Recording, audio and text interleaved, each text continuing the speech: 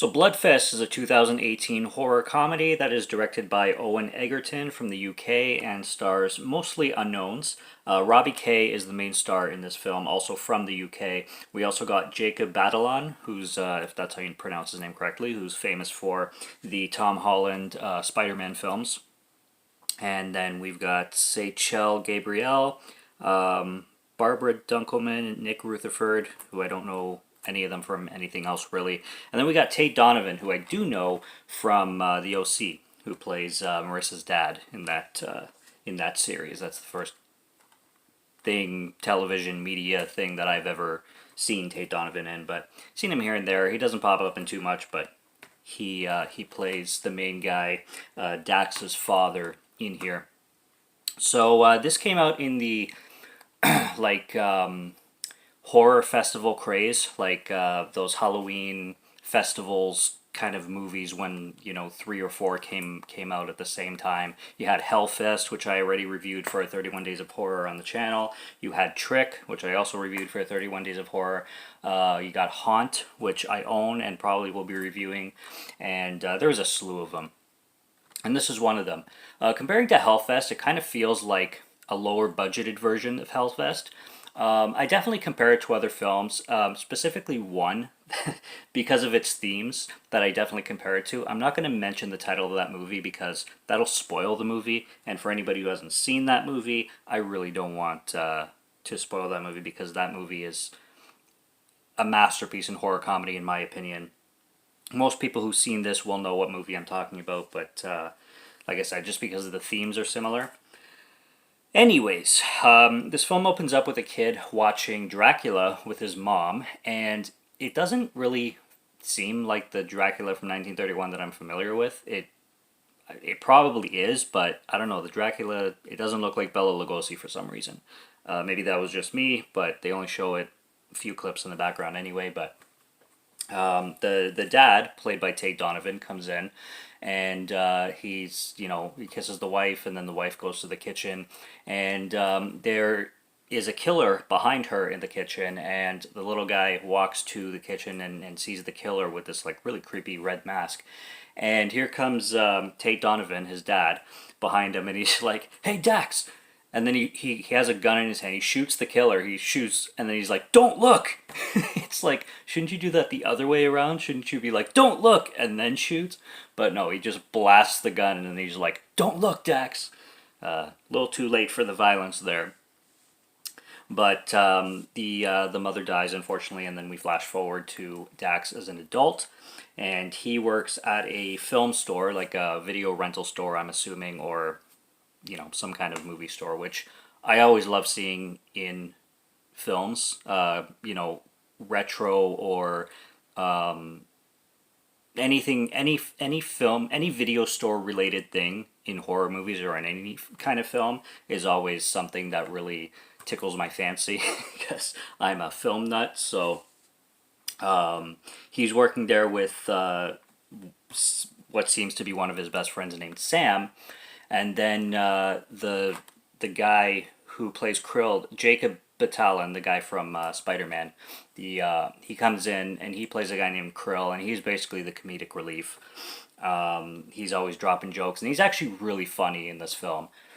I mean, like his humor is over the top, but it's not cringe and it's not ridiculous like a lot of these type of films kind of make these nerdy, kind of socially awkward people be, where they're just like none of their jokes are landing kind of thing. He actually really does bring a lot of power to the screen, and the way he's written, I really liked him, and the way he delivers his lines too, because he really is good at playing that type of character.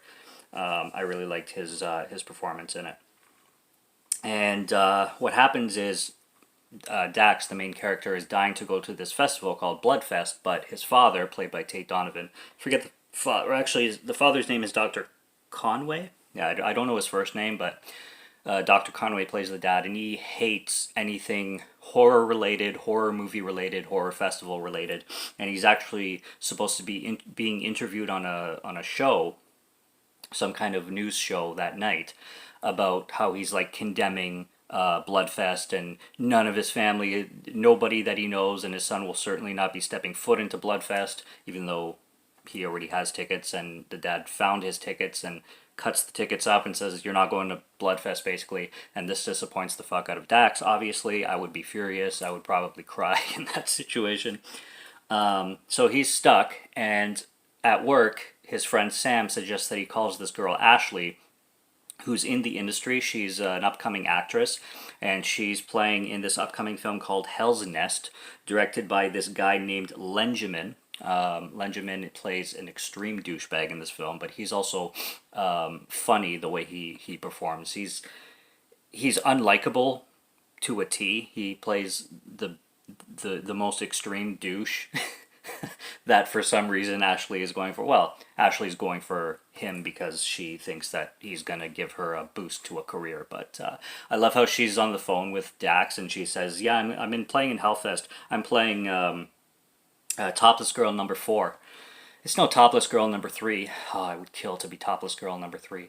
And she's like, "Yeah, it's such an important role in the film. I'm telling you, it's really, really deep." And it's like, Topless Girl number 4. It's just so funny and so realistic. And I love how Dax goes on about Ashley. He's like, "You expect me to call Ashley and get a free ticket? This is the girl who would not watch 7 because she didn't see the first 6. The girl who thought Black Christmas was a Tyler Perry holiday comedy." That one killed me, actually. The girl who thought like 28 Days Later was some kind of like medical documentary or something like that. He just goes on and on how no knowledge this girl has on horror films, even though she's an actress in a horror film playing Topless Girl number 4.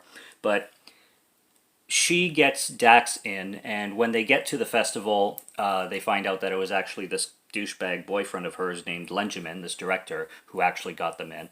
And he's like, "Yeah, it was such a pleasure to help you out. Why is this fanboy under my name?" And he's talking out loud while Dax is like right in front of him immediately after thanking him, or not thanking him, but like saying like, "Hey, welcome, it's on me," kind of thing. "Yeah, fuck this guy," kind of thing, like one after the other. And this film wastes no time. This film, the director plays in this film. He's a main role, and he's basically the organizer of the event. And he's this very like loud. He's British too, but he's playing an American accent, and he's very like loud and in your face like spokesperson kind of guy, and very quirky, very like not awkward, but he could be cringe. A lot of people that I've seen review this film actually don't like his character. I think his character is great, and I think the actor really dives into that kind of character. Like he really plays him well, and he really became him, kind of thing. I think anyway, and the way he looks, like he has this beard, and the way he acts, he just does a really good job. And this guy running the festival brings this killer up on stage who's named Red, and Red is like a gymnastics kind of person, so they can do flips and shit, and he has a knife, and he says, "Any volunteers to come on stage? Red is gonna kill you," basically. And then two unknowing girls go on stage and they get sliced up, and everybody thinks it's fake, but like they're silent for a second and then they start cheering, and little do they know that they actually got hacked and killed. And then the main guy, Walsh is his name, the spokesperson who runs the festival. Walsh says he's basically like introducing everybody to Hellfest, and then these guys with like pig masks, but the pig masks look like pixelated. They're designed to look pixelated, kind of thing. You have to see a picture to kind of know what I'm talking about, but we've seen those masks before. They look like they're from a video game, but they're designed to be that way. Anyways, they're wielding chainsaws, and they start to go to the audience and start to hack the audience up. And this is 20 minutes into the film. So like I said, the carnage happens, like there's no mystery to it. The carnage happens immediately, and 20 minutes into the movie you have half the audience, or half the festival goers being murdered and hacked.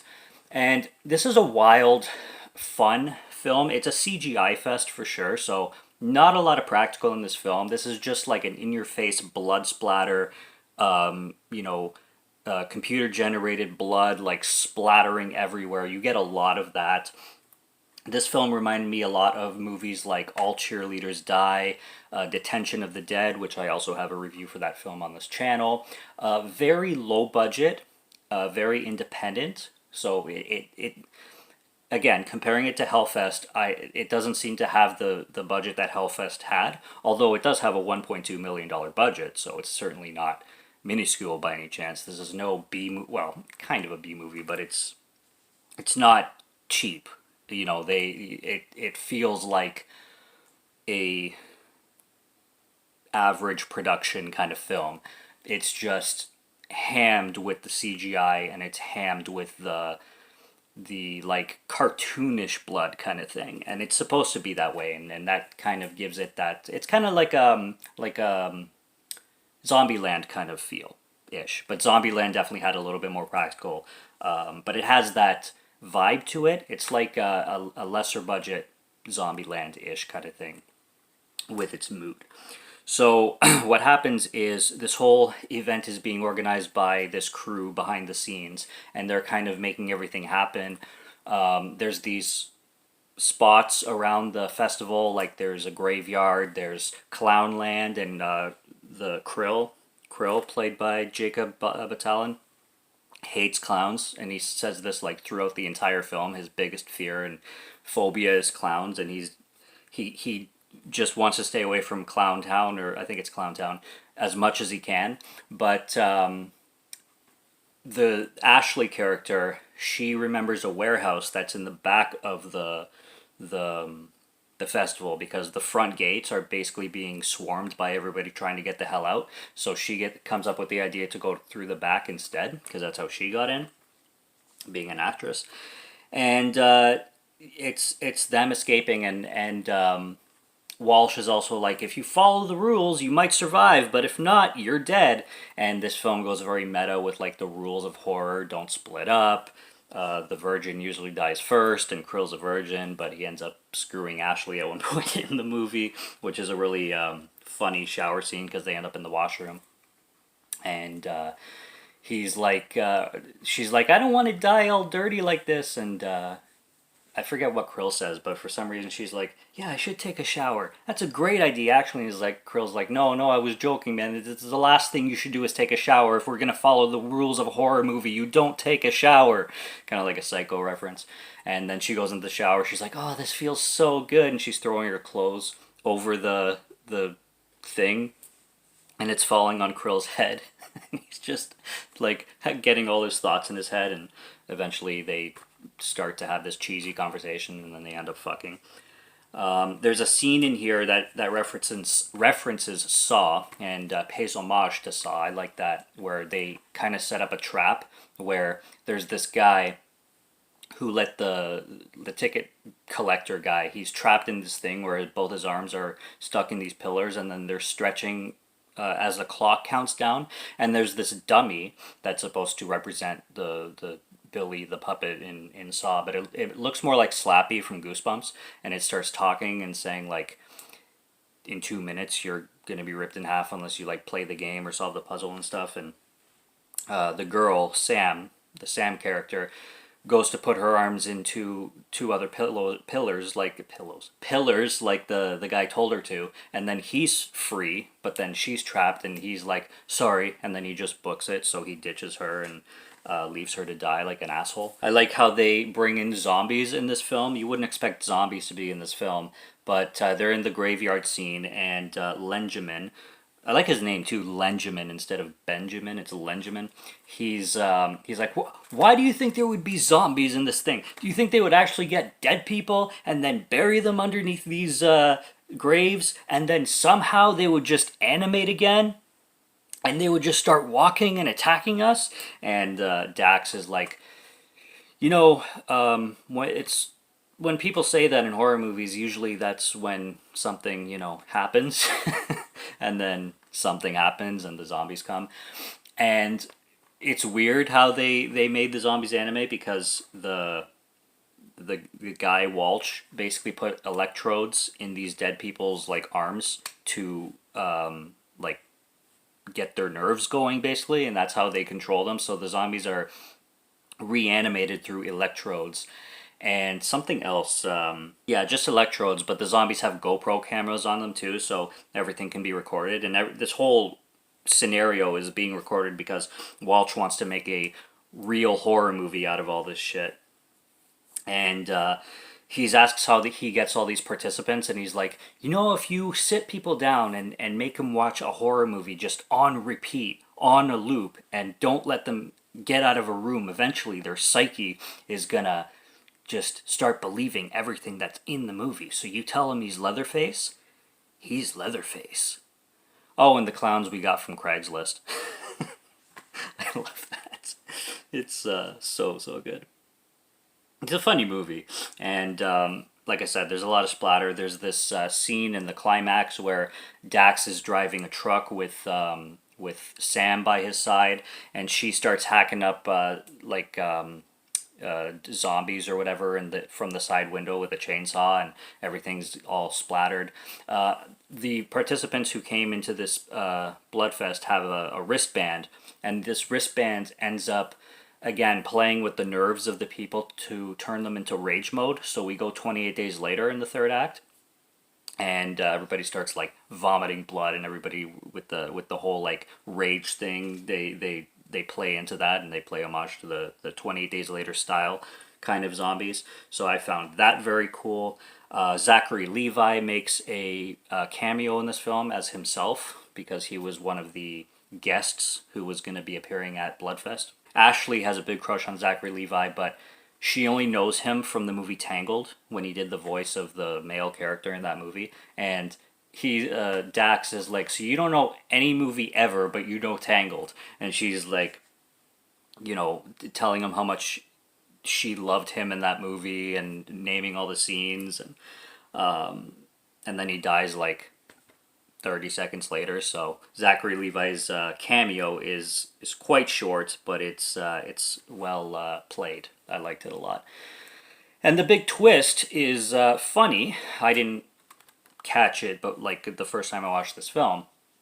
But it ends up being that Tate Donovan's character, Dax's father, who hates horror and hates anything horror related, is behind this whole Hellfest scheme with Walsh, where Walsh gets Tate all like celebrities and directors and actors and horror people in the horror industry, and gets them all into this Bloodfest, and he wants to create this movie, like this real movie where there's real murders, and he's basically creating a giant snuff film. And Tate Donovan's character, the father, basically wants to create this situation where things went wrong in a Bloodfest, so nobody will want to go to a horror fest anymore, like that would happen. And he wants to basically kill horror because horror killed his wife. So horror killed his wife, now he's going to kill horror kind of thing. And there's this twist where Dax's sister is involved too. So when the red serial killer is revealed, it ends up being the sister. And it's kind of whatever. I mean, I guess, it's believable that she would have all the agility that she had, but is it believable that she would slash all the people that she did? I don't know. Crazier things have happened. There's this director character named Hinckley, and he plays a director in the film. And when Dax meets him, this guy Hinckley is like Dax's favorite director, and he's talking about like all the movies that he's made. And Hinckley's like, I've never watched my films. I hate horror. It makes me puke every time. I have to puke after every take. So this guy basically hates the films that he makes, but makes them anyway. Which it's kind of a poke, because it's kind of true too. There's a lot of directors and even actors that have never seen the films they're in. I've heard so many. And I always find that funny that you can be in a movie but you've never seen the movie you're in. And it's a ton of them. Like a lot of actors, especially actors, have never seen the movies they're in, and it's just crazy. Some actors don't even like horror and they're in horror movies. So I liked that comment because that comment was pretty true and pretty accurate. So yeah, it's the dad and then Walsh behind this whole thing, and they're kind of working together for their own motives. And then it basically ends with the sister saving Dax, her brother, for whatever reason, because at the last minute she decides to kill their father before he blows up the entire festival. So he falls down through a window, and then she basically makes her escape. And then there's this quote that Sam said to Dax, or was it Dax said it to Sam. He's like, "There's three ways a horror movie ends. There's the hero lives, like Halloween and whatever Final Girl movies. There's horror movies where nobody lives, like Night of the Living Dead and The Thing." And then the girl's like, "What's the third way?" And he doesn't answer until the end of the movie. And the third way is where the couple survive and fall in love, and it ends all cheesy like that. So that's the plot of the film, basically. It's fun. Like I said, if you've seen my review, or if you want to see my review for Detention of the Dead, this film reminded me a lot of that in its goofy style. Like it's a gore filled film, mostly CGI, but it's a gore filled film, and it's got those like bloody moments, but it's done goofy, and it's done with a lot of high octane and Zombieland style kind of thing. So if you took if you made a more low budget Zombieland, like I already said, this is, and put it in like a spook fest kind of ordeal, where you're kind of having similarities to Hellfest or Trick or Haunt or a movie like that, then that's basically what Bloodfest is. And it's a fast paced fun time. It's a fast paced, bloody, good, funny, fun time, and I really had a great time with it. So no complaints on Bloodfest. I had a killer time, and let's see if I caught everything that I wanted to say. I think I did. And the characters were good too. The only character, here's one thing I want to say too, the Hinckley character, the director who never watches his movies, I just wish his character was stronger. His character is so forgettable, and his character could have been so funny, and they could have done so much with him and make him a lot more memorable than he was. But he was just meh, unfortunately, and I just wish his character was stronger, because it could have been one of the best in the movies, but he ended up being the weakest in the movie, and he had potential. So, and there was a few things in this movie too. He's the biggest one, but there's a few elements in this movie that I just wish were stronger. The strong stuff was great. The not so strong stuff had the potential to be, and I wish it was, because this could have been then a 4 or a 4.5 even. But yeah, other than that, it's a great film and it's worth a watch. So if you can find it somewhere, I recommend it, especially for this spooky season. And if you like these kind of movies that take place in haunts and like Halloween festivals, Fear Fests, and stuff like that, it's a good addition to those kind of movies. So I recommend it. And the clowns look great too. And don't forget, they're from Craigslist. Subscribe to Morgan Film Fan if you like to listen to my voice, or if you like my film reviews. I'll be back with more soon. Stay tuned for what's coming. Check out what's on the channel already. And until next review, have a good one. Take care and cheers.